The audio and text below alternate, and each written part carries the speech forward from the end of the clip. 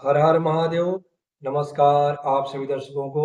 आप सभी का स्वागत है हमारे चैनल शुभम वशिष्ठ जी में। यदि आप मेरे चैनल में पहली बार आए हैं तो चैनल को सब्सक्राइब करना ना भूलें, वीडियो को लाइक करें और अधिक से अधिक शेयर करें, जिससे और भी लोगों को ज्योतिष का लाभ प्राप्त हो सके। आज हम बात करेंगे केतु ग्रह के विषय में। केतु ग्रह का जन्म कुंडली में किस प्रकार से प्रभाव होता है, केतु ग्रह हमारे जन्म कुंडली में किन किन चीजों को देने में सक्षम होते हैं, किन किन बातों के लिए विशेष महत्वपूर्ण केतु ग्रह को देखा जाता है, ये सब कुछ हम जानेंगे।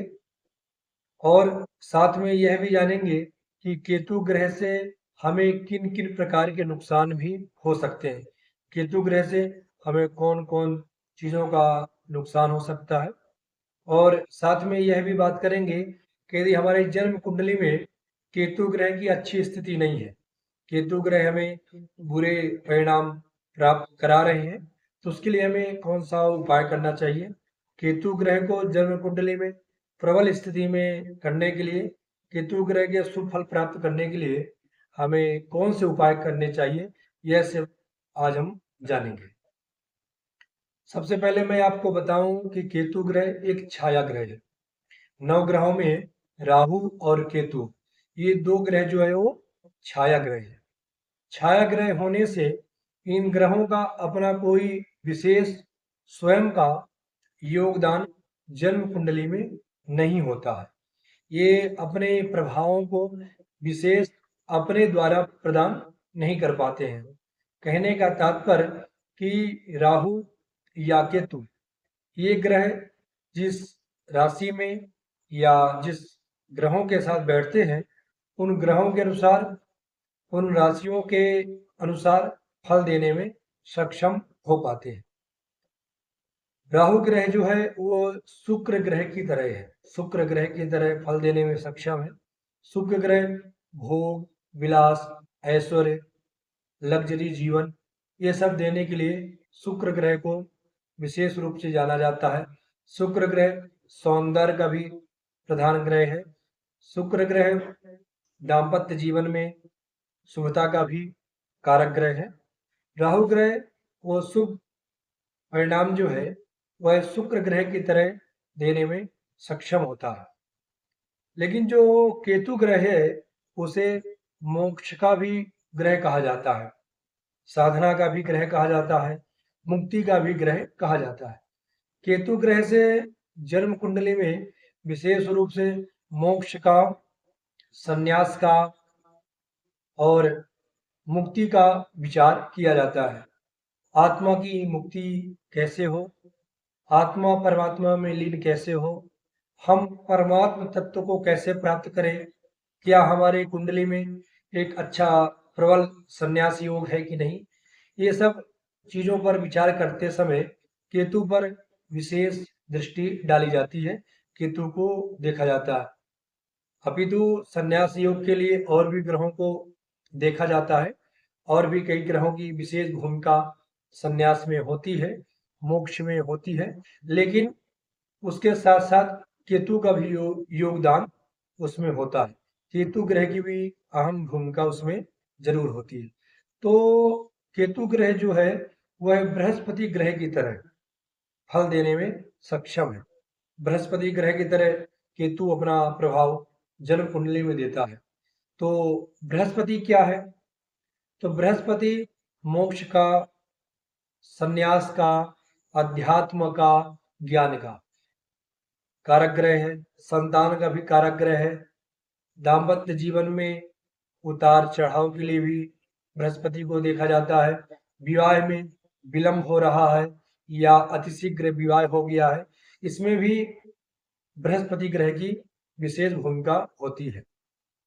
देखिए, मोक्ष, कैवल्य, मुक्ति तभी प्राप्त हो सकती है विशेष रूप से जब आपके अंदर ज्ञान होगा, आपके अंदर जागृति होगी और भक्ति में आपका मन लगेगा।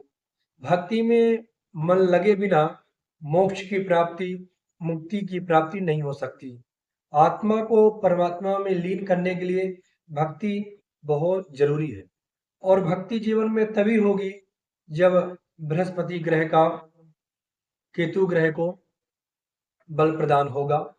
केतु ग्रह बृहस्पति ग्रह के साथ हो तो विशेष रूप से परमात्मा में मन का लगना, कैवल्य की प्राप्ति, मोक्ष की प्राप्ति इत्यादियों का भी विचार किया जाता है।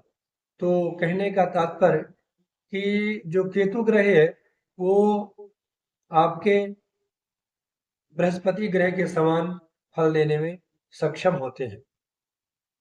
केतु ग्रह को कुछ चिंता, कुछ मन में जागृति और साथ में गुप्त विद्याओं का भी कारक ग्रह कहा गया है।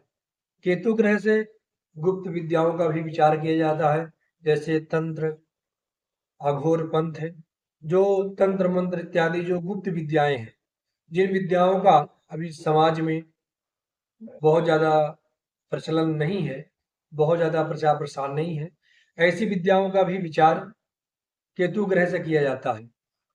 यदि जन्म कुंडली में केतु ग्रह बुध ग्रह के साथ यदि बैठे हों या बुध की राशि में बैठे हों, कहने का तात्पर्य कि बुध ग्रह का किसी ना किसी प्रकार से यदि केतु ग्रह को यदि सहयोग प्राप्त हो रहा है, बल प्रदान हो रहा है बुध ग्रह का केतु ग्रह को, तो ऐसा केतु ग्रह हमें ज्योतिष के प्रति रुचि जागृत करता है। ज्योतिष हस्तरेखा में हमारी रुचि जागृत होती है यदि बुध ग्रह केतु ग्रह के साथ बैठा हो और बुध ग्रह की भी अच्छी स्थिति जन्म कुंडली में हो, द्वितीयेश और पंचेश की भी अच्छी स्थिति हो, तो ज्योतिष हस्तरेखा इत्यादि विद्याओं का भी विचार किया जाता है। एक एक भाव, प्रथम भाव से लेकर द्वादश भाव तक मैं आपको छोटे छोटे जो महत्वपूर्ण चीजें हैं, जो महत्वपूर्ण हमें प्राप्त हो सकता है उस भाव से, उस भाव के विषय में हम चर्चा करेंगे। संपूर्ण बातें तो वीडियो के माध्यम से कर पाना मुश्किल है, लेकिन फिर भी हम प्रयास करेंगे कि प्रथम भाव से लेकर द्वादश भाव पर्यंत मैं आपको केतु के कुछ विशेष फल को बताने का प्रयास करूं। साथ में मैं आपको बताऊं कि केतु ग्रह जो है वो हमें एक जगह टिकने नहीं देता है, ये भी केतु ग्रह के कारण होता है। जब जन्म कुंडली में केतु ग्रह हमारे नवम भाव में हो, भाग्य भाव में हो और भाग्येश की यदि स्थिति अच्छी ना हो, जन्म कुंडली में यदि भाग्येश की स्थिति अच्छी नहीं है या भाग्येश केतु ग्रह के साथ बैठे हैं या केतु भाग्येश भाग्य भाव में बैठे हैं अर्थात नवम भाव में बैठे हैं, तो हम लगातार यात्राएं करते रहेंगे। यात्राओं का भी विचार केतु ग्रह से किया जाता है। यदि प्रथम भाव में केतु ग्रह होगा तो सप्तम भाव में राहु ग्रह होगा, क्योंकि राहु और केतु आमने सामने होते हैं। राहु से सप्तम भाव में केतु होता है, जहां पर केतु ग्रह बैठेंगे उससे सप्तम भाव में राहु ग्रह बैठेंगे। यदि राहु सप्तम भाव में है तो केतु आपके प्रथम भाव में होंगे। जब केतु आपके प्रथम भाव में होंगे तो आपके मन में सदैव कुछ नया करने का विचार जागृत होता रहेगा। आपके बुद्धि में, आपके मस्तिष्क में कुछ नई खोज, कुछ नई चीजों को जानने का आपका विचार, आपकी बुद्धि में सदैव विचार चलता रहेगा। यदि प्रथम भाव में केतु ग्रह आपके कुंडली में विराजमान है तो इस बात को आप देख सकते हैं। जिन लोगों के जन्म कुंडली में केतु ग्रह यदि द्वितीय भाव में विराजमान है तो ऐसा जातक अपने वाणी के द्वारा लोगों को भ्रमित कर सकता है। अपने वाणी के द्वारा ऐसा एक माया का जाल खड़ा कर सकता है जिससे सभी लोग प्रभावित हो जाएं, आकर्षित हो जाएं। ये द्वितीय भाव में केतु के बैठने का विशेष फल है। अब द्वितीय की भी स्थिति यहाँ पर देखनी पड़ेगी, बुद्धि की भी स्थिति देखनी पड़ेगी, लेकिन मोटा मोटी मैं आपको केतु का फल यहाँ पर बता रहा हूँ और ग्रहों का भी फल मैं अगली वीडियो में बताऊंगा। विशेष चर्चाओं को लेकर पुनः उपस्थित होऊंगा। यहाँ पर हम केतु की ही बात अभी करेंगे। यदि केतु ग्रह तृतीय भाव में है पराक्रम भाव में, भाई के भाव में यदि विराजमान है केतु ग्रह, तो तृतीय भाव में बैठे हुए केतु ग्रह जातक को पराक्रम के प्रति आकर्षित करते हैं। जातक बंदूक, तलवार, हथियार चलाने का थोड़ा शौकीन होता है। वो बंदूक देखने का, आजकल आप लोग देखते हैं ना, बंदूक को लेके फोटो खिंचाते हैं लोग, तलवारों को हाथ में लेके फोटो खिंचाते हैं। ये क्या है? ये तृतीय भाव में केतु ग्रह के होने से होता है। क्योंकि केतु ग्रह जिस भाव में होता है, उस भाव से संबंधित चीजों को मन में लाता है, पराक्रम होता है। लेकिन यहाँ पर बैठा हुआ केतु ग्रह जो है, वह जातक के छोटे भाइयों के साथ, छोटी बहन के साथ संबंधों को थोड़ा सा खराब करता है। यदि चतुर्थ भाव में केतु ग्रह आपके जन्म कुंडली में यदि विराजमान है, तो आपको सदैव मकान, भूमि, वाहन इत्यादियों का थोड़ा अधिक शौक होगा। जैसे आप किसी के मकान को देखें तो आपके मन में तुरंत ख्याल आएगा कि ऐसा मकान मेरा भी हो। आपके पास मकान है, लेकिन फिर भी उस मकान को देखकर आप कहीं गए, किसी के घर गए और आपने उसके घर को देखा, उसके घर के पर्दों को देखा, उसके घर में जो पेंट किया हुआ है उनको देखा, या घर में दरवाजों की, खिड़कियों की डिजाइन आपने देखी, तो तुरंत आपके मन में ख्याल उत्पन्न होगा कि ऐसे मेरे घर में भी हो, ऐसे डिजाइन के, ऐसे रंग के पर्दे, ऐसे रंग की खिड़कियां मेरे घर में भी होनी चाहिए। भवन का, भूमि का, या किसी की आपने गाड़ी देखी तो उस गाड़ी की तरह आप भी अपने घर में अपने लिए गाड़ी लेने का विचार तुरंत मन में जागृत करने लगेंगे। लेकिन यहाँ पर बैठा हुआ केतु ग्रह जो है, वह मातृपक्ष से थोड़ा सा कष्ट देता है। माता को इन्फेक्शन से संबंधित कोई समस्या हो सकती है, माता को कोई गहरी बीमारी हो सकती है, या मातृ सुख से आप वंचित हो सकते हैं। पंचम भाव में बैठे हुए केतु ग्रह आपको अनेक विद्याओं के जानकार बना देंगे। आप थोड़ी थोड़ी जानकारी हर एक क्षेत्र में हासिल करने का प्रयास करेंगे। थोड़ा सा मैं ये भी पढ़ लूँ, थोड़ा सा वो भी पढ़ लूँ। कई बच्चों को आपने देखा होगा, तो वो बच्चे थोड़ी सी 10 मिनट इस किताब को पढ़े और 10 मिनट बाद दूसरी किताब पढ़ने लगे। तो निस्संदेह उनकी जन्म कुंडली में पंचम भाव में या केतु ग्रह विराजमान है, या पंचमेश के साथ केतु का योग बन रहा है, केतु ग्रह पंचमेश के साथ जन्म कुंडली में है। लेकिन पंचम भाव में बैठे हुए केतु ग्रह अनेक विद्याओं के जानकार जरूर बनाते हैं। षष्ठम भाव में जब केतु ग्रह जन्म कुंडली में विराजमान होते हैं, तो शत्रुओं से, रोग रोग से हमें लड़ने की क्षमता प्रदान करते हैं। हमारे अंदर एक आत्मविश्वास को जागृत करते हैं कि हम शत्रुओं से लड़ सकते हैं, हम बीमारी से लड़ सकते हैं, बीमारी से हम ठीक हो सकते हैं। मतलब मन में आत्मबल जो है वह कभी कम नहीं होता। अब यहाँ पर बैठे हुए केतु ग्रह आपको ऋणी जरूर बना दे, आपको ऋण से ग्रसित कर दे, आपके ऊपर बहुत ज्यादा ऋण हो जाए बैंकों का, ये अलग बात है।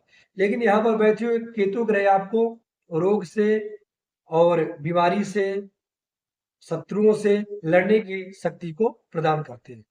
सप्तम भाव में बैठे हुए केतु ग्रह जातक को दाम्पत्य जीवन में कुछ मधुरता में कमी लाते हैं। जातक थोड़ा सा शक्ति प्रवृत्ति का हो जाता है, लोगों पर शक करने लगता है। किसी भी स्त्री को उसने देखा तो उस पर शक करने लगेगा, जैसे किसी पुरुष को देखा तो उस पर शक करने लगेगा। कैसा शक? कि मतलब इसका किसी गलत व्यक्ति से संबंध है, कोई इसका गलत व्यक्ति मित्र है। यहाँ तक कि यदि सप्तमेश की भी स्थिति गड़बड़ हो, सप्तमेश भी यदि जन्म कुंडली में खराब स्थिति में हो, शुक्र भी यदि खराब स्थिति में हो, तो ऐसा जातक शक करते करते अपनी ही पत्नी के ऊपर, अपनी स्त्री के ऊपर शक करने लगता है कि कहीं इसका संबंध किसी गैर पुरुष से तो नहीं है, किसी और व्यक्ति से तो इसका संपर्क नहीं है। ये सप्तम भाव में केतु के बैठने का फल है। अष्टम भाव में यदि केतु ग्रह बैठेंगे, तो मैंने आपको पूर्व में बताया कि जातक गुप्त विद्याओं का जानकार होता है, या गुप्त विद्याओं के प्रति उसकी आकांक्षाएं होती हैं, उसका मन लगने लगता है। नवम भाव में, भाग्य भाव में बैठे हुए केतु ग्रह, मैंने आपको पूर्व में बताया कि जहाँ तक एक जगह स्थिर नहीं रहता, लगातार अपने काम को चेंज करता रहता है और अपने घर से जितना दूर वो रहे, जहाँ पर उसका निवास स्थान हो, उससे वो जितना दूर रहता है, नौकरी करता है या व्यापार करता है, जितना दूर रहकर उतना वो सफल होता है।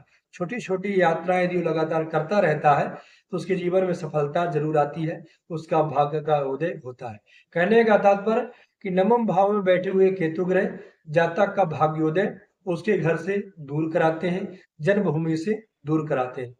दसम भाव में बैठे हुए केतु ग्रह जातक के पिता के स्वास्थ्य में थोड़ा सा गिरावट लाते हैं। जातक के पिता का थोड़ा स्वास्थ्य गड़बड़ होता है। जातक सदैव अपने मन में पिता की इच्छाओं को जानने का प्रयत्न करता है, प्रयास करता है। जातक सदैव ऐसा सोचता रहता है कि मेरे पिता मेरे बारे में क्या सोच रहे हैं, मैं पिता के लिए अच्छा क्या कर दूं। मतलब कि जातक के मन में सदैव पिता की इच्छाओं को, पिता के मन में जो विचार है, उन विचारों को पूरा करने का प्रयास करता रहता है। लेकिन यहाँ पर बैठे हुए केतु ग्रह जातक के पिता को थोड़ा सा स्वास्थ्य में गिरावट देते हैं, स्वास्थ्य थोड़ा सा खराब करते हैं, इन्फेक्शन से संबंधित कोई छोटी मोटी समस्याएं जरूर देते हैं। एकादश में बैठे हुए केतु ग्रह, जब एकादश में केतु ग्रह बैठेंगे तो पंचम भाव में राहु ग्रह बैठेंगे। तो एकादश में बैठे हुए केतु ग्रह यदि शनि ग्रह के साथ है तो ऐसे जातक अपना भाग्योदय अपने आप को सोशल मीडिया के द्वारा समाज में लाने का लगातार प्रयास करते रहते हैं। ऐसे जातक ये समझते हैं मन में, इनके मन में ये बात सदैव रहती है, इनके मन में ये बात सदैव घर कर कर रहती है कि मेरा जो भाग्योदय है, जो मेरा लोगों से परिचय है, वो सोशल मीडिया के द्वारा हो सकता है, टीवी, मोबाइल इत्यादियों के द्वारा हो सकता है। ऐसा जातक सोशल मीडिया का भी शौकीन होता है और सोशल मीडिया का भी जानकार होता है और सोशल मीडिया के द्वारा अपने आप को लोगों के सामने लाकर धन अर्जित करने का, नाम अर्जित करने का लगातार प्रयास करता रहता है। यदि केतु ग्रह जन्म कुंडली के द्वादश भाव में यदि विराजमान हो तो ऐसे जातक का धन जो है वो कोर्ट कचहरी में या आपका रोग में, बीमारी में खर्चा होता रहता है। ऐसा जातक कई बार वेश्या गमन करने वाला हो जाता है, वेश्या गमन प्रवृत्ति रखने वाला हो जाता है। यहाँ तक हमने देखा है कि यदि केतु ग्रह यदि द्वादश भाव में विराजमान है तो जातक शेयर मार्केट में विशेष सफलताओं को हासिल करते हुए दिखा है। अपितु अब यहाँ पर बैठा हुआ केतु ग्रह जातक के धन का क्षय जो है वो हॉस्पिटल में, कोर्ट कचहरी में करा सकता है, कराता भी है, लेकिन शेयर मार्केट में, सट्टे में, जुए में भी जातक को विशेष सफलता प्रदान करता है द्वादश भाव में बैठा हुआ केतु ग्रह। ये तो मैंने आपको प्रथम भाव से लेकर द्वादश भाव तक केतु के फल को बताया। अब आपकी जन्म कुंडली में केतु ग्रह किस भाव में विराजमान है, उस भाव से संबंधित जो मैंने आपको फल बताए, उन फलों को आप देखें। वो बातें यदि आपके साथ घट रही हैं तो आप कमेंट बॉक्स में बताना ना भूलें। और यदि आप अपनी जन्म कुंडली हमारे द्वारा दिखाना चाहते हैं तो इस समय निःशुल्क जन्म कुंडली देखने का एक सत्र हमारा चल रहा है, जो वीडियो के माध्यम से आपके कुंडली का विश्लेषण करके आपको बताया जाएगा। इसके लिए आपको डेट ऑफ बर्थ, समय, अपना नाम और पता प्लस फोन नंबर लिखकर कमेंट बॉक्स में आपको मैसेज करना पड़ेगा या आप हमारे व्हाट्सएप पर ये डिटेल लिखकर सेंड कर सकते हैं। तो मैं आपकी जन्म कुंडली को देखकर बताने का पूरा प्रयास करूंगा। साथ में आप 2 से 3 प्रश्न उसमें लिख सकते हैं जो आप जानना चाहते हैं। मात्र 2 से 3 प्रश्न ही लिखें जिनका उत्तर देना वीडियो के माध्यम से संभव हो सके, क्योंकि बहुत लंबी वीडियो बना पाना संभव नहीं हो पाता है। इसलिए 15 से 20 मिनट के अंदर ही आपके 2 से 3 प्रश्नों का उत्तर सटीक दिया जा सके। जो बातें आपको अत्यधिक महत्वपूर्ण लग रही हैं, जो चीज़ों को जानने के लिए आप लगातार उत्सुक हैं, जिन चीज़ों को जानने की जिज्ञासा मन में आपके बनी हुई है, जिन चीज़ों को आप जानना चाहते हैं, उन 2 से 3 बातों को आप प्रश्न के रूप में लिखें और मैं आपको वीडियो के माध्यम से आपको बताने का प्रयास करूँगा। आप अपना व्हाट्सएप नंबर भी लिख कर भेजें, मैं आपको उसका लिंक भी शेयर ज़रूर करूँगा। कुंडली देखने का कोई विशेष चार्ज नहीं है, कोई भी इस समय चार्ज नहीं लिया जा रहा है। निःशुल्क रूप से कुंडली को देखा जा रहा है। बस आपसे एक ही मेरी प्रार्थना है, रिक्वेस्ट है कि आप वीडियो को शेयर करें और लोगों तक यह बात पहुँचाएँ। मैं पुनः अगली वीडियो में सूर्य ग्रह, चंद्र ग्रह, बुध ग्रह, मंगल ग्रह, नवग्रहों के विषय में इस प्रकार की जानकारियों को लेकर आऊँगा। हस्तरेखा से संबंधित, वास्तु से संबंधित भी नई-नई चीज़ों को लेकर आप सबके समक्ष मैं आता रहता हूँ। पुनः अगले वीडियो में एक नए विषय को लेकर मिलेंगे। तब तक के लिए नमस्कार। हर हर महा